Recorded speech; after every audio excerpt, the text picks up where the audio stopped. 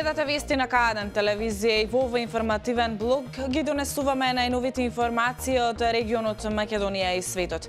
По настаните кои го одбележаа денот се враќаме веднаш. Останете со нас. Билбордите најнов маркетинг потек за привлекување на идни работници. К1 телевизија за оваа појава разговараше со најголемиот странски инвеститор во Велес. Кавадарци наскоро ќе добие нови семафори, на местото на старите кои пред извесен период беа искршени.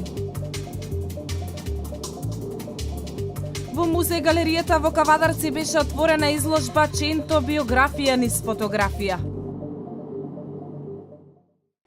Маркетинг трик или нов начин на огласување на слободни работни места, билбордите како огласни табли. К1 телевизија за оваа појава разговараше со најголемиот странски инвеститор во Велес. Од германски маркард велат, за нас оваа појава не е нова, но остануваме на ставот дека вработените се најдобра реклама. Го менуваат ли начинот на приближување до невработените големите инвеститори? Билбордите најнов маркетиншки поттик за привлекување на идни работници. К1 телевизија за оваа појава разговараше со најголемиот странски инвеститор во Велес. Од германски маркард велат за нас оваа појава не е нова, но остануваме на ставот дека вработените се најдобрата реклама. Колку тие се позадоволни, толку полесно ќе дојдеме до нови работници. Сегментот кој што како што се нашите сегашни вработени може да придонесат кон новите вработени. Така да најмногу го користиме, да кажам, ја користиме препораката се уште.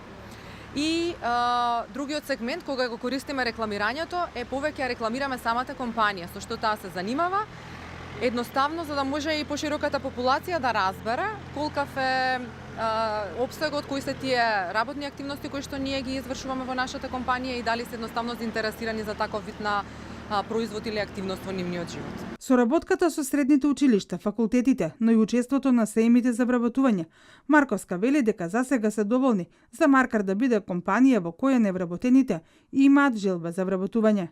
Она што би било новина во начинот на само рекламирањето, Марковска вели дека е мобилна апликација. Сега отвараме една апликација која што е многу интересна и е, да кажем, на принципот на Facebook, тоа е We at Marquardt, што значи дека и таму може да добиваат повторно преку нашите вработени информации кои што се интересни за нив. Дали во иднина огласите за вработување од огласните табли на Агенцијата за вработување, но и од наменските интернет портали, ќе се префрли на јавните билборди, останува времето да покаже.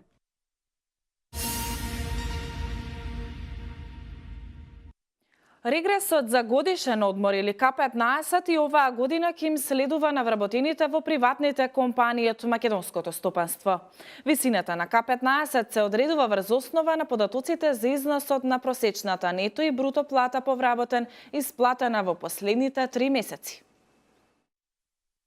Вработените во приватниот сектор во Македонија и оваа година имаат право на регрес за годишен одмор или популарно наречен К15, а пресметките покажуваат дека истиот годинава ќе изнесува 8.900 денари.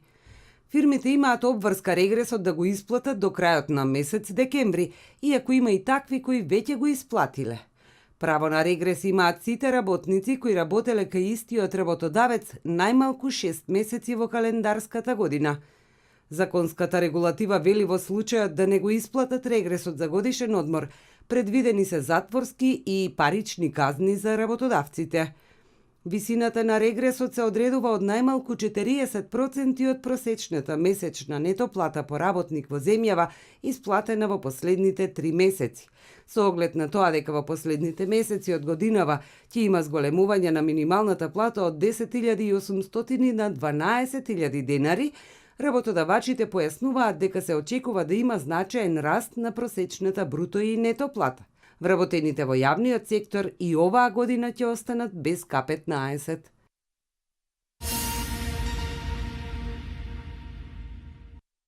Според податоците на Државниот завод за статистика, индексот на трошоците на живот и индексот на цените на мало во октомври 2017 година во однос на претходниот месец изнесува 100,3. Колешката Валентина Михајловска повеќе. Индексот на трошоците на животот и индексот на цените на мало во октомври 2017 во однос на претходниот месец изнесува 100,3, објави Државниот завод за статистика.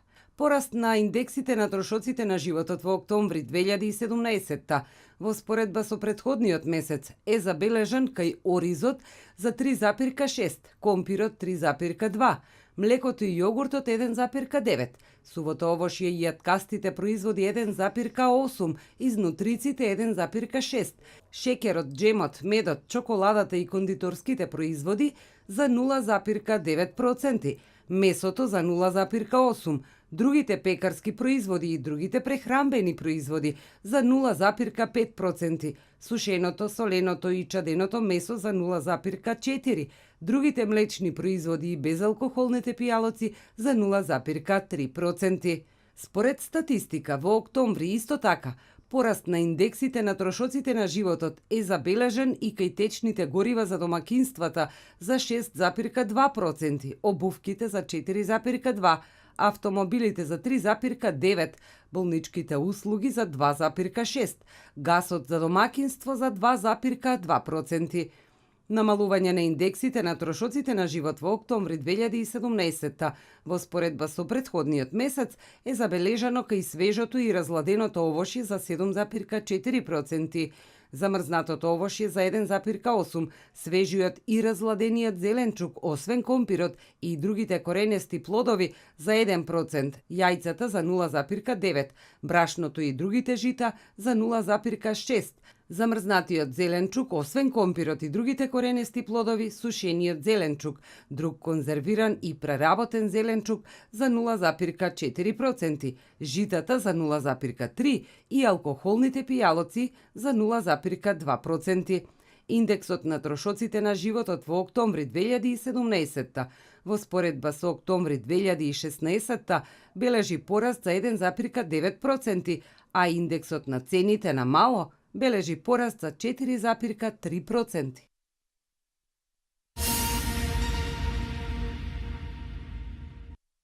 Потребни се нови семафори на местото на старите кои пред извесен период беа искршени. За таа цел ќе биде распишан тендер за нова сообраќајна сигнализација и дополнителни семафори ќе бидат инсталирани на раскрсницата Никола Минчев во Кавадарци. Мартина Митков. На Кавадарци повеќе од сигурно е дека му се потребни нови семафори, бидејќи постоечките пред извесен период беа мета на несовесни граѓани кои ги искршија и уништија, оставајќи трајни последици врз нив. Семафорите на една од најфреквентните раскрсници веќе подолго време не работат, а тоа создава голем метеж во сообраќајот, особено во пазарните денови. Според градоначалникот Митко Јанчев, со оглед на тоа што семафорите се од многу застарен тип и технологија и не можат да се најдат соодветни делови, потребно е распишување на нов тендер. Тоа е постапка кај што треба да има нов тендер за да се испорачат нови семафори. Значи не може да влеземе во онаа постапка за одржување теком на семафорите. Значи не е дефект, ова е класично кршење на урбана опрема, уништување на семафорите. Ние денеска викнавме луѓе од Скопје, затоа што проверивме во нашите магазини, имаме стари семафори од претходно, кај сме ваделе по други раскрсници како општина, доколку успееме да закрпиме нешто да функционира до набавка и распишување на тендер за нови семафори, ќе ги пуштиме функција и се надевам дека ќе направиме нешто за да побрзо го направиме тоа. Нови семафори ќе бидат поставени на раскрсницата Никола Минчев, додаде градоначалникот, со што значително ќе се подобри и регулира сообраќајот во тој дел на градот. Секако, дополнителен проблем е паркирањето, за кое што претходната гарнитура имаше трајно решение за сообраќајниот хаос и можеше да го реализира, но главна пречка беше СВР Велес, кои забранија паркирање на улицата и Линденска од двете страни на коловозот.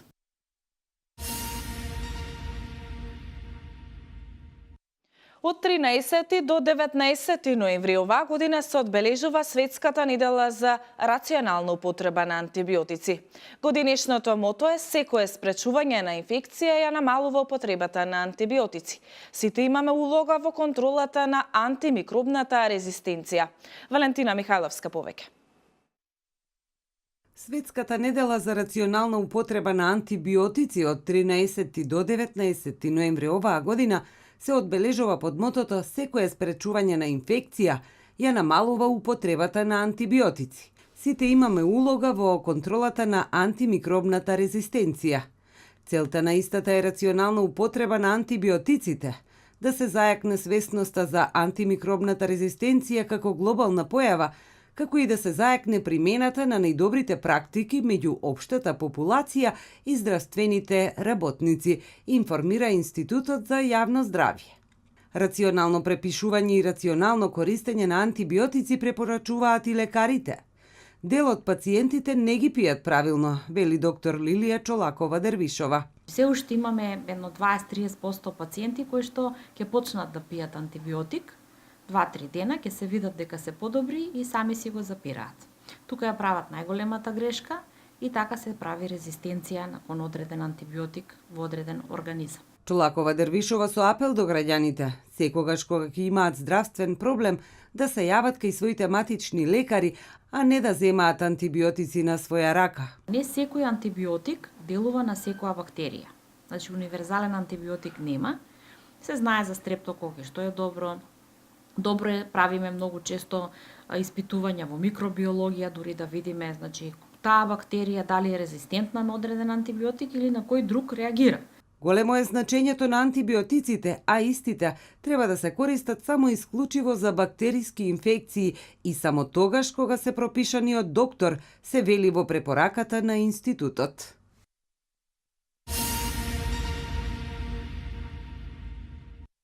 Во музеј галеријата во Кавадарци беше отворена изложба Ченто биографија низ фотографија. Изложбата е поместена на 20 банери и содржи и нешто повеќе од 200 фотографии и документи низ кои се отсликува животниот пат на една од најзначајните личности од поновата историја на македонскиот народ, Методија Андонов Ченто.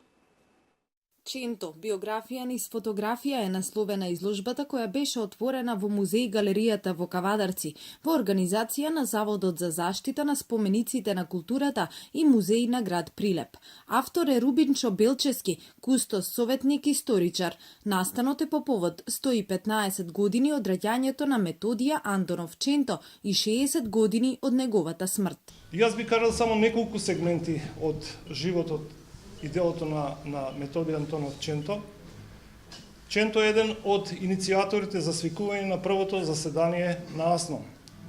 На првото заседание на АСНОМ е избран за негов прв председател на президиумот на ова заседание. На третото заседание на АСНОМ Методија Антонов Ченто е избран за председател на Собранието на Народна Република Македонија.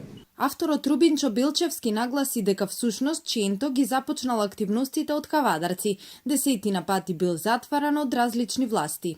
Во 90-тите години или во почетокот на процесот на осамостојување на Република Македонија, полека почна да се зборува за Ченто. Знаеме дека во тој период, во претходниот период, Ченто на некој начин беше табу тема за науката, за историјата, за граѓанството и така натаму. Меѓутоа, од тој период почнаа да се пишуваат книги, да се одржуваат симпозиуми, да се печатат книги и да се градат споменици, спомени обележија во неговата чест. Дури неговиот син Илија Андонов Ченто напиша книга. Изложбата содржи околу 250 фотографии од животниот пат на Ченто, но и 50 фотографии кои изборуваат за него и неговата смрт, изразени преку голем број на споменици и обележја и други уметнички дела кои му се посветени. Изложбата ќе може да се погледне во наредните 15 на дена.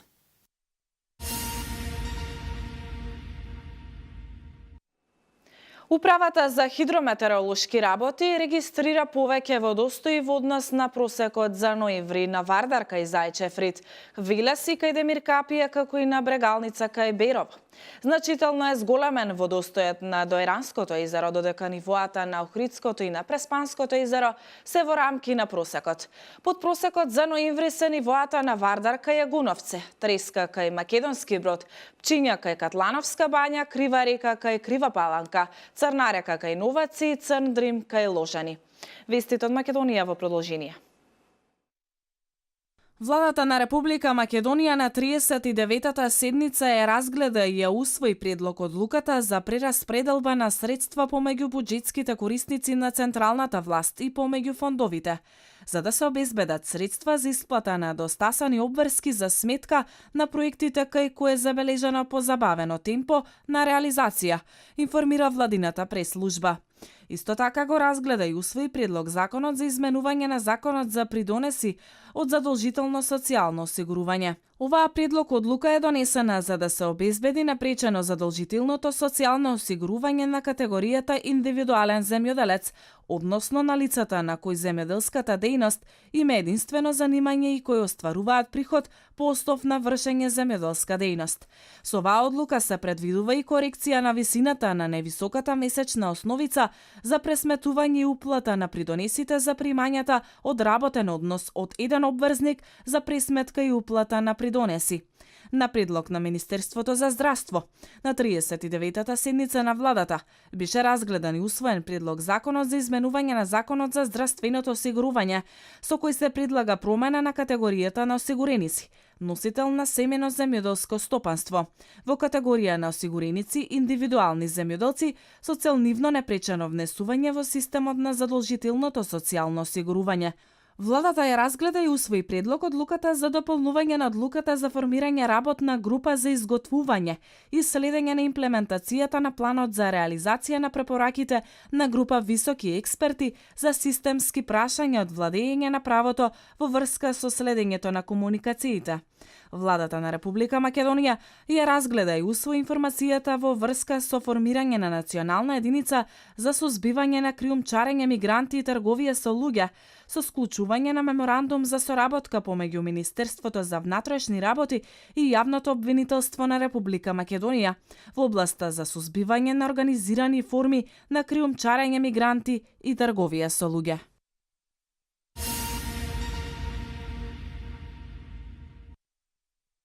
Бројот на превизани патници во патниот патнички превоз во третото тримесечие од 2017 година е намален за 3,7% во споредба со истиот период лани, додека вкупниот број на патничките километри е зголемен за 1,6%, објави Државниот завод за статистика. Бројот на превизани патници во градскиот превоз е намален за 6,8%, во приградскиот за 3,5%, додека во меѓуградскиот е зголемен за 11,7%, а во меѓународниот зголемувањето изнесува 12,6%. При тоа, бројот на патничките километри во градскиот превоз е зголемен за 1,7%, во приградскиот е намален за 7,6%, во меѓуградскиот е зголемен за 5,2%, а во меѓународниот превоз зголемувањето изнесува 4,6%. Во однос пак на второто тримесечие од 2017 година, вкупниот број на превизани патници е намален за 19,1% и тоа во градскиот превоз е намален за 15,6%, во приградскиот за 28,7%, во меѓуградскиот намалувањето е за 4,4%, додека во меѓународниот превоз е зголемен за 33,2%. Вкупниот број на патничките километри е намален за 17,3%, при што намалувањето во градскиот превоз е за 44,4%, во приградскиот за 40%, во меѓуградскиот за 2,5% и во меѓународниот превоз има зголемување од 19,8%.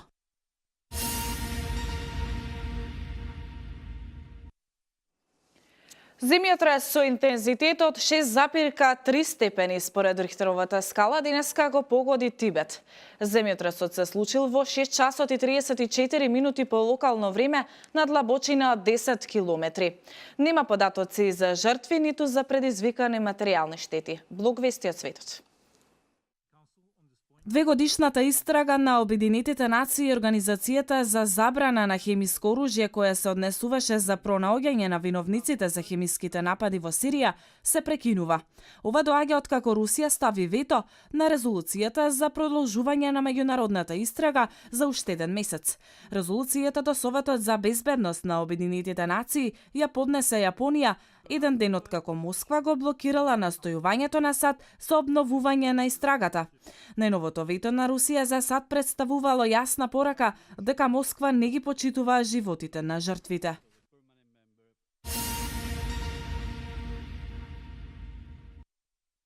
Од 20 декември годинава до 20 јануари наредната година постои голема веројатност за терористички напади во Европа и САД. Ваква порака на својот Твитер профил објави Руското министерство за надворешни работи. Оваа Твитер порака доаѓа само еден ден подоцна, откако Стейт департментот преку соопштение апелира за време на новогодишните празници американците при престој во европските земји да бидат внимателни. Заедничко за двете предупредувања се потсетувањата за минатогодишните настани во Берлин и Истанбул. 12 луѓе загинаа во Берлин за време на Божикиниот сајм кога Анис Амри со потегло од Тунис со камион удри во нив. Подоцна одговорноста за овој настан ја превзема терористичката група Исламска држава, а 3 пати повеќе жртви имаше во терористичкиот напад во дискотека во Истанбул.